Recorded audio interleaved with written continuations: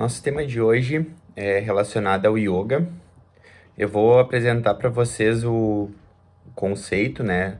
O significado da palavra, por que praticar, qual o tempo de duração indicado para a prática e vou explicar rapidamente como é que funciona uma aula tradicional de yoga. O conceito ele vem do sânscrito, aonde yoga significa controlar ou unir. Então, seria essa união de corpo e mente que tanto se fala atualmente. A yoga é muito antiga, ela é praticada já há muitos séculos e atualmente um dos principais motivos que leva uma pessoa a buscar a prática do yoga é pela questão da agitação mental. A gente sabe que a nossa vida moderna, o nosso mundo cotidiano, ele exige cada vez mais que a gente esteja em alerta. Então, a gente está sempre conectado à internet, está sempre conectado ao telefone. Antigamente, o trabalho ele ficava restrito às horas a qual a gente ficava na empresa. Atualmente, a gente muitas vezes leva o trabalho para casa. Então, isso faz com que o excesso de estímulos nos mantenham demasiadamente excitado, né? E isso faz com que a gente muitas vezes não consiga descansar e isso leva ao adoecimento, tanto físico quanto mental. Então, um dos principais motivos, né, para a gente praticar é para a gente tentar aprender a fazer a baixa dessa excitação, fazendo com que a gente consiga, até certo ponto, controlar os nossos pensamentos ou gerenciá-los de modo que a gente consiga, quando a gente precisar, ficar menos ativo e, consequentemente, a gente relaxar a nossa cabeça. Muitas vezes as pessoas têm dificuldade para dormir, então o yoga acaba sendo uma ferramenta para que a gente possa praticar e melhorar nossos padrões de vida, basicamente isso, tá? Tanto através das técnicas respiratórias, que são os pranayamas, quanto das asanas, que são as posturas, o objetivo da prática é desbloquear os canais de energia. Esses canais são chamados de nadis, aonde são fluxos de energia que passam por todo o corpo e eles vão ficando estagnados, eles vão ficando bloqueados devido às questões físicas, né, tanto por conta de postura inadequada, quanto se manter muitas horas na mesma posição, quanto por questões psicológicas, ou seja, de origem psicossomáticas. Então, uma vez que a gente faça a prática regular, a gente consegue melhorar este fluxo de energia, fazendo com que as dores físicas muitas vezes diminuam e também muitas vezes essas dores físicas diminuindo, elas acabam por diminuir também essas emoções, enfim, essas sensações psicológicas, vamos chamar assim, que nos bloqueiam e que nos impedem da gente viver uma vida plena e tranquila. Quando a gente pensa numa aula de yoga, a gente muitas vezes imagina em algo muito extenso, mas na realidade, quando a aula é feita numa academia ou numa escola, geralmente ela tem duração de 45 a 60 minutos, podendo chegar até 1h30. Mas quando a prática é em casa, a minha professora sempre nos orientava que a gente começasse gradativamente. Então ela indicava que a gente fizesse cerca de 3 a 5 minutos, o que muitas vezes pode parecer pouco, mas na verdade aqui a gente quer criar a cultura, a gente quer fazer esse processo de iniciação. E como o corpo e a mente não está acostumada muitas vezes a ter essa disciplina, o indicado é que a gente inicie com pouco tempo e gradativamente a gente vai adicionando 1 minuto mesmo.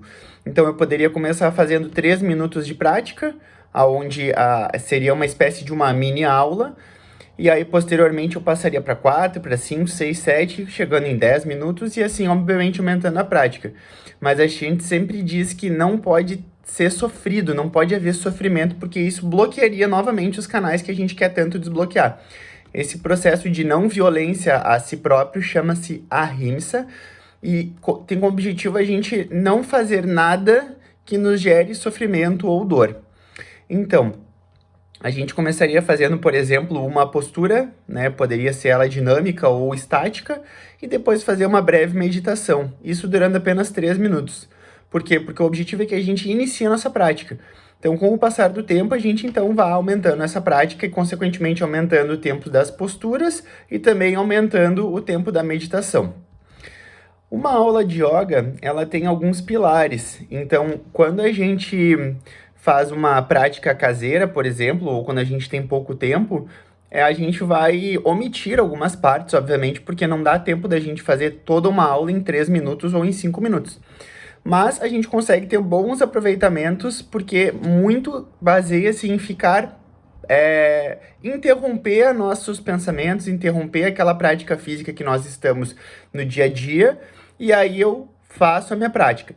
Geralmente é indicado que a gente faça ou no início do dia, ao acordar, ainda em jejum, ou então um pouco antes de dormir. Devendo ter cuidado com algumas posturas e práticas, porque da mesma forma que determinada postura ela pode ter como objetivo nos ligar, nos alertar, nos deixar pronto, né, como uma prática diurna, no final do dia a gente quer exatamente o oposto. A gente quer baixar, a gente quer reduzir, a gente quer ir como se fosse o fechamento daquele dia. Então, numa aula clássica de yoga, a gente começa com uma conexão inicial, então a gente fecha os olhos, não é obrigatório, mas ajuda a gente a olhar para dentro. Depois a gente fica alguns minutos, 2, 3, 5 minutos, observando os pensamentos, a gente fica atento a tudo que vem, às manifestações físicas e psicológicas, dores, sentimentos, emoções, coisas do gênero, e a gente vai tentando acalmar a nossa mente. Passada essa primeira etapa, então, se recita o mantra de abertura. Esse mantra, ele pode ser apenas Om, como pode ser um mantra, né, um mantra contínuo, inteiro. A gente faz esse mantra, que seria uma maneira da gente se conectar com o universo, da gente, né, se atrelar a algo maior. Passado isso, a gente parte para as asanas, que são as posturas. Essas posturas, elas podem ser dinâmicas ou estáticas, como eu já havia dito, e elas podem ser em pé, sentado ou no chão. A programação, né, a organização de uma aula, ela é nesta linha de yoga que eu sigo. Ela tem como objetivo ser inclusiva, então não vai haver posturas difíceis, não vai haver questões que limitem a pessoa ou que possam colocar ela em risco. Então é reservada uma parte da aula para essas posturas, e o planejamento dessa aula, se for para uma pessoa só ou se for para um grupo pequeno, ela é personalizada, né? Então ela é feita direcionada para esse público que vai fazer a aula, e quando é para um grupo maior, a gente vai sempre pensar nas posturas mais leves, e para aquelas pessoas que são mais avançadas, elas vão então ter como se fosse um desafio maior, lógico que respeitando a individualidade. Então, para a pessoa que já domina a técnica mais básica, é passado uma um pouco mais avançada, e a pessoa vai ver se naquele dia, naquele momento, ela está com condições de fazer. Porque a gente sabe que o nosso corpo ele é mutável. Então, cada dia a gente está de uma forma. Então, hoje eu posso conseguir fazer a postura tranquilamente, no outro dia, no dia seguinte, eu posso não conseguir. E a gente tem que respeitar o nosso corpo, porque ele é sábio, e se ele não está querendo ou não está podendo fazer naquele dia, existe algum motivo maior. Depois de realizar as posturas, que pode levar de 10 a 30 minutos da aula, depende do professor, do mestre que está conduzindo, a gente parte para a meditação, onde a gente vai tomar uma postura mais confortável, muitas vezes sentado, para evitar que a gente pegue no sono. Então a gente vai sentar, vai manter a postura retinha, vai ficar com as costas, né, eventualmente apoiadas, dependendo da experiência, da resistência do praticante. A gente pode permanecer encostado numa parede, por exemplo, e eu vou permanecer imóvel. Vou encontrar uma posição, existe uma posição adequada, mas se a pessoa não consegue ou não se sente confortável ou não consegue fazer no solo, eventualmente, ela pode fazer sentada numa cadeira sem problema nenhum, e ela vai ter os mesmos benefícios que uma pessoa que porventura faça a postura de lótus ou faça alguma, né, postura mais avançada ali, e todas as duas pessoas vão ter os mesmos benefícios desde que se entreguem à técnica. Então, durante a meditação, que ela pode ser guiada ou não, o praticante ele vai ficar atento, né, e concentrado nas técnicas, nas chaves mentais que são passadas, de modo que a gente consiga permanecer com a mente ocupada. Diferente do que muitas pessoas pensam, a meditação ela não é ficar sem pensar em nada. A gente não consegue ficar provavelmente nem 20 segundos sem pensar em nada. Eu penso e já não penso. Eu penso, vou não pensar em nada, e automaticamente eu já começo a pensar que eu não estou pensando. Então, automaticamente eu já estou pensando. Da mesma forma, eu vou pensar numa luz. Aí eu penso na luz, daí eu começo a pensar que ela é forte, que ela é fraca, eu penso que tem ou que não tem, então é muito difícil a gente ficar sem pensar. E nem é este o propósito da meditação. A meditação visa que a gente mantenha a mente ocupada de forma positiva. Então, o professor ele vai passar algumas chaves mentais, onde eu vou manter a minha atenção fixa nessas chaves mentais. E eu vou, cada vez mais, conforme o praticante vai ficando mais experiente, eu vou adicionando essas chaves mentais.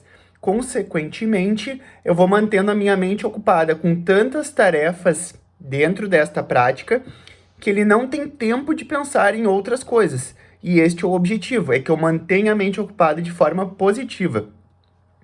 Passado essa etapa da meditação, não necessariamente pode ocorrer, mas algumas vezes a gente insere que seria uma espécie de um relaxamento, chama Yoga Nidra, onde a gente se deita no solo, a gente fica totalmente em contato com o solo, cabeça, costas, nádegas, pernas, tudo em contato com o solo, de barriga para cima ou na posição fetal de lado, e eu vou permanecer imóvel, muitas vezes podendo ser guiado novamente ou não pelo professor, aonde são passados comandos, aonde a pessoa vai dirigindo a sua atenção para isso novamente, mas sem esse intuito de ficar concentrado.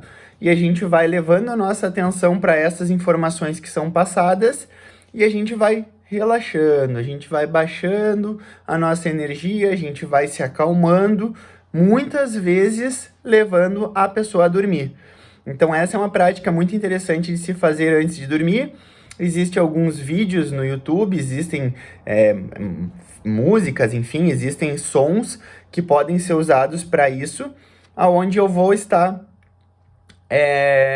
sendo guiado, então, para esse momento de acalmar a mente, de baixar a energia, de modo que eu possa repousar. Isso é interessante de se fazer, por exemplo, para pessoas que são muito agitadas. Elas podem fazer isso quando chegam em casa. Seria uma maneira também da gente dizer para o corpo, a partir de agora eu quero que tu vá desligando. E assim sucessivamente a gente vai conseguindo associar outras coisas que a gente faz, por exemplo, em casa, e isso nos leve a poder adormecer mais cedo ou ter um sono melhor.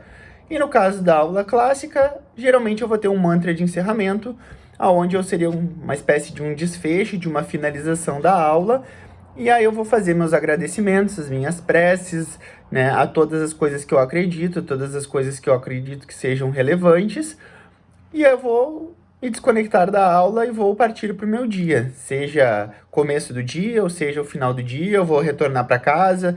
Agora as aulas estão acontecendo no formato online devido a essa situação que a gente se encontra, mas nem por isso deixa de ser benéfico.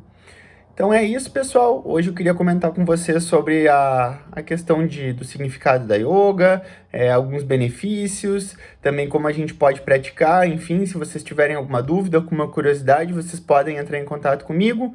Vocês me encontram aqui e também me encontram no meu site www.bernardster.com.br. Grande abraço!